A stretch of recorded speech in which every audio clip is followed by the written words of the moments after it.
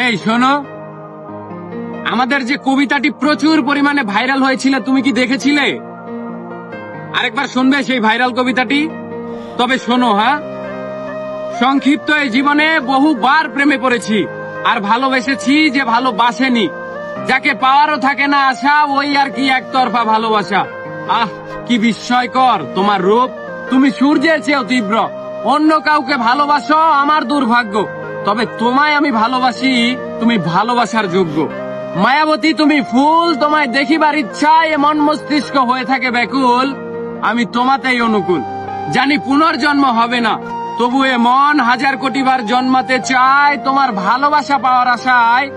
যদিও কিনা তুমি আবদ্ধ অন্যের ভালোবাসায়, তাতে কি বা আসে যায়।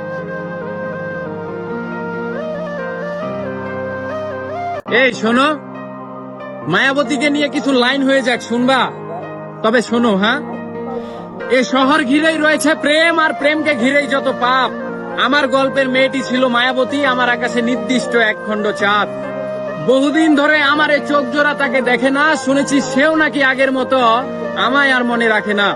আহ আহ, তার চোখের চাহনি, তাই হয়তো আজ অব্দি কোনো মেয়ের প্রতি ভালোবাসাটুকু জন্মায়নি। আমার দোষ ছিল, আমি বেকার ছিলাম, প্রেম অধ্যায়টা নিষিদ্ধ ছিল আমার জন্যে। এ শহরে প্রেম হারায়, প্রেমিকারাও হারায়, এর পেছনে শুধু বেকারত্বই দায়ী নয়, আমাদের প্রতি ওদের টান কেটে যাওয়াই প্রধান বিষয়। তবে আমার প্রেমিকা বড্ড নীতিবান, তার বর্তমান প্রেমিকের সঙ্গে অশ্লীলতা করে। তার সাথে প্রেম থাকাকালীন অবস্থায় আমি তার গায়ে স্পর্শ করিনি, আমার এ করুণ অবস্থায় আজ তীব্র হারে অনুশোচনা করে।